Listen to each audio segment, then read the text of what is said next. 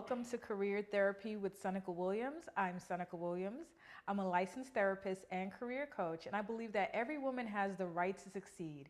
She just needs the appropriate information and a support network. I'm so happy to have with me today Miss Megan Aderele. She's here to talk to us about this very subject of careers. And I know that you have a wealth of information for our viewers today, and you're going to talk about your business, and we're also going to talk about how mental health meets career development today. So welcome to the show. Thank you for having me.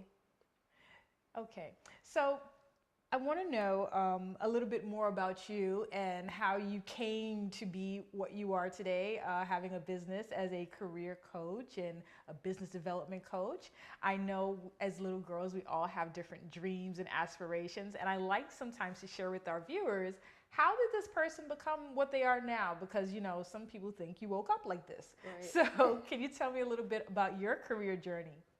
So my career journey, I guess it kind of spanned when I was younger, and I always found myself teaching people. You know, a lot of times as children, oftentimes we like to play school. Mm-hmm. So I always found myself as the teacher, mm-hmm. and always wanted to have an audience, had the neighbors, and so that's how I kind of got into the whole education arena. Okay. And then what happened is when I was working in undergrad, I actually worked for the College of Education at the school. Mm. And so that began my years of experience working in higher education. From there, I received my bachelor's degree in rehabilitation counseling, mm-hmm. but I focused on transition services. Mm-hmm. So it was one class that we took in undergrad, and it was career skills. Ooh. And so I learned how to help people transition from one phase of life, you know, from that form of rehab, you know, from a higher ed standpoint. And I focus in on schools and transitioning students from going out of school into the workforce. Mm. And so I became a director of career services for various schools. And I found myself that I was laid off on 3 separate occasions. Oh. 3 separate occasions. 3, not once, not twice, but 3 times. So if you or anybody to talk about career development, yes, yes, the person is you. So tell me more about that. So what I had to do is, in the meantime, in between the layoffs, I found myself, I had received my master's in business administration. Mm-hmm. I also had obtained a realtor license, a sales associate license here in Florida. But I found that I had to constantly redevelop my skill set with the changing times of technology. So in addition to me going ahead and, you know, and doing schoolwork, I also found myself wanting to crack the online marketing code. Mm. So I found myself taking like web development classes, coding classes, and things of that nature. Just because, if we all know, you know, they say that unemployment is at an all-time low, but I can't tell you the number of doctors and lawyers and administrators and people with master's degrees and PhDs that are unemployed right here in the U.S., right here in South Florida. And so what I had to do is I had to take my skills and transfer everything that I did. And basically, I was forced into becoming an entrepreneur, just because even with a master's degree, even with specializations, even with certifications, it was still hard for me to find a job that was sustainable. So I was, you know, oftentimes I say I was pushed into my purpose. Mm-hmm. I can definitely relate to that. And I like that you shared that. Sometimes you're pushed into it. Sometimes people are like, oh my gosh, what am I going to do if I'm laid off, if I'm fired? What's happening? The organization is changing up. Things are going on. What is on the other side of that for me? And I know for you, getting laid off, not once, not twice, but 3 times, that can kind of shake you up. Yes. That affects you. Yes. There's no way that you're laid off and you're like, okay, well, all is well and it's all good, and you know. So it ties into our topic today. Correct. Because I want to talk about smiling depression. Yes. And a lot of people are like, what is that? What are you talking about? There's a lot of powerful people walking around, people that are educated in the corporate world, you know, building their careers. They're walking around with smiles on their faces, going in on autopilot almost. But they're funk. They're faking the funk. They're dealing with depression. They're dealing with the thoughts of, you know, I feel helpless, hopeless, worthless. Should I be doing this? Should I give up? Should I continue pursuing that? And that's our topic today. We want to definitely talk about that because it's something a lot of people don't mention, and it's the behind the scenes. Right. They see all your achievements, they see your degrees, they see everything that you're doing, and like, wow, well, she has it going on. You know, Right. she hasn't gone through anything. Right. They don't see what's going on behind that. So I'm glad that you're here to talk about your experiences and definitely also talk about how you've dealt with you Right. know, your own emotional distress at different times in your career development. And I know for myself, in dealing with many clients and professionals, it's something that is quite embarrassing for them because they're like, I'm supposed to be strong. I'm not supposed to be broken down. I'm not supposed to cry. And they don't want to talk about it. So we're going to take a short break and we're going to come back and we're going to be talking a little bit about smiling depression and how you can push through that to get to your purpose.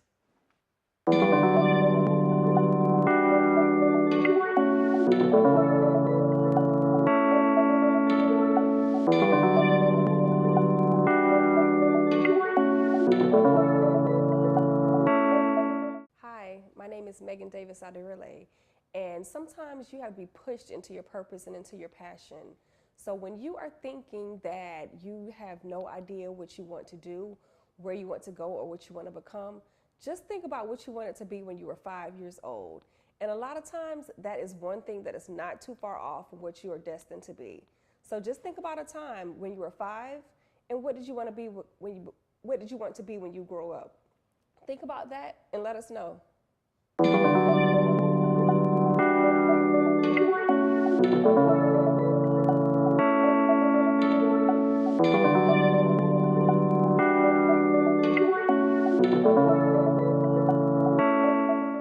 Welcome back to Career Therapy with Seneca Williams. Today I have with us Miss Megan Aderele, and she's here to talk about her career coaching and business development business. And we are also talking about how smiling depression that can affect our career development. Now, before we went to break, we were talking about your experiences with your career development, being laid off 3 times, having to move through, and shift through different careers and different jobs. So you are the person to talk about it. You've been the director of career services. So we left off talking about the importance of, having a conversation about mental health and the emotions when you are developing your career. And sometimes people pass it off as, oh, well, I have the blues, I have Monday blues, but they're not really understanding and realizing how what they're experiencing is impacting their mental health. So can you share with the viewers your experiences when you experienced the layoffs, when you experienced these challenges? Did you have any emotional distress? Did you experience any form or a level of depression? And what did that look like and how did you get out of it? Okay. Well, one of the things I think that depression shows up in many forms, and a lot of times we don't realize it, but the biggest form that it typically shows up in is fear. And it's just the underlying fears that we have, because oftentimes when we have those Monday blues, when we're dreading going to work and when we're hating our job, it's because we're not fully walking in our divine purpose. And so it's showing up as different things and it's forming a mass when it's really not what it is. Or it might be something else that's deeper. So, oftentimes, sometimes if you feel like, oh, well, I hate my job, it might not actually be the job that you hate. You just hate the conditions that it's in. And so one of the things that you have to do is you just have to really sit and think about, if I did not have to worry about any money in the world, what would I be doing? What would I be achieving? Who is that person that I will become? And then you have to start focusing in on who that person is and how you can transform yourself into that person. As you said, you may not be walking in your divine purpose, and that's what could be going on. And you're going around, through your day to day, and you're functioning, but you're not functioning the way that you are meant to function. Correct. And depression can show up, like you said, in different ways. Now, for some people, they're not aware that it's showing up as anger. They may be extremely tired. Correct.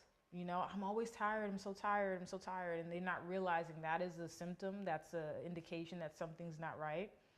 Some people become irritable, angry, you know, and they just pass it off as, oh, well, I'm just in a bad mood, you know, or I just have an attitude. And it comes off in that way. It can also show up in different ways too, where people start using things to I don't know, self-medicate. Correct. They can use things to make them feel better or anything like that. And I know for myself in different jobs at times, it's always been so easy to say, okay, well, let's go to happy hour. Correct. And you're going to happy hour more often. And you're thinking, okay, well, you know, this is how it is at this job. There's nothing I can do about it. For some people, they might find that they are actually working more. Right. And they calling don't like out more. Right. Oh, they're calling out more. You know, they find that they're doing these different things, and it's a result of not realizing that they're experiencing symptoms of depression. Right.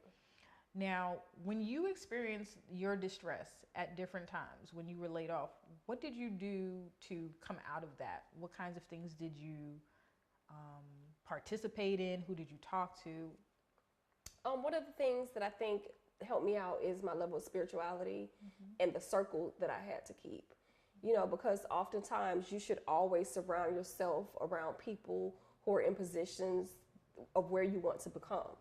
So I think it's just important just to have that right mindset and just surround yourself around those ideal people, you know, who can help push you and help move you forward. Because a lot of times you need that one girlfriend who will just call you up and be like, girl, get out of bed. I know you're not working, but hey, let's go do something to this event. Let's go to this networking, because honestly, you're not going to meet the right people if you're in the house. So it's about that level of networking. It's about, you know, who's in your circle, who you know, who knows you is the best thing. Right, exactly. You know, because you can know anybody in the world, but it's about who knows your name, who's able to find you, who's able to experience you. You know, so it's just about surrounding yourself around the right people. And I think that's what helped me a lot. It's just that people knew the quality of work that I was performing. They knew the level of expertise that I could have in certain fields, and they started finding me and just, you know, hey, this person is hiring, or these people need help with this. Can you help them out? I know that you did this at the school. I know that you did this for this company. So it's about just, you know, being sure that people are knowing what you need, you know, because a lot of times we try to hide behind, oh, well, I don't want people to know that we're not working. You know, well, how, if people don't know that you're not working, you could be that blessing that they're looking for. Right. So you have to, you know, own that. And, you know, sometimes that still shows up as fear. But just don't, you know, be sad about the situation. You know, because oftentimes, you know, when I was going through everything and just, you know, just being laid off 3 times in like an 8-year period, that really does something to your psyche. Yes. You know? And it's just like you start questioning your abilities. You start questioning your worth. You start questioning like, oh, I have all these student loans. Like, what is going to happen? You know? Right. And then you also start looking at the fact that some people who are even less educated than you are doing so much better off. Right. And then you start questioning like, was I doing what I was supposed to be doing? Right. Why did I go do this degree? Why did I choose this path? And, you know, all of that. Right. Yeah. So there's always lessons in the journey. So, you know, you just have to be sure that whatever it is that you're going through, that you are taking it in and you're using that just as your testimony for the next venture that you have. And just be sure that you're owning it. You know, hey, I can't sit and say that it's been a great experience for me facing 3 layoffs, but I can show you what I have done to basically get myself so that I have a sustainable business. I know what it is to now work in my purpose. I know what it is to help other people to come out of that same depression that I felt just by showing them a little bit of hope. Amazing. Thank you.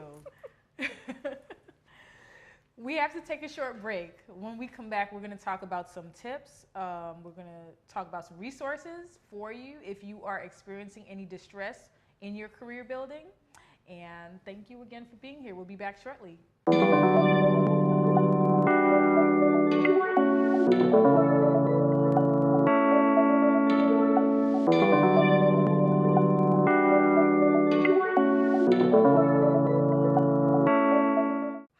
My name is Megan Davis Aderele, And sometimes you have to be pushed into your purpose and into your passion. So when you are thinking that you have no idea what you want to do, where you want to go, or what you want to become, just think about what you wanted to be when you were 5 years old. And a lot of times that is one thing that is not too far off from what you are destined to be. So just think about a time when you were 5 and what did you want to be what did you want to be when you grow up? Think about that and let us know.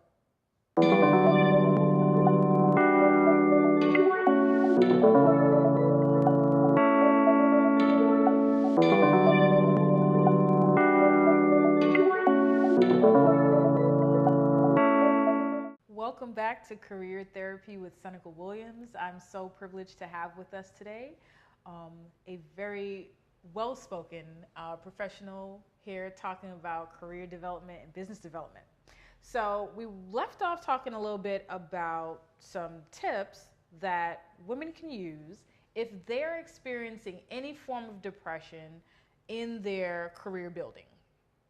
So would you be so obliged to tell us what they can do if they are experiencing any kind of depression, any distress while they're going through their career development? Okay.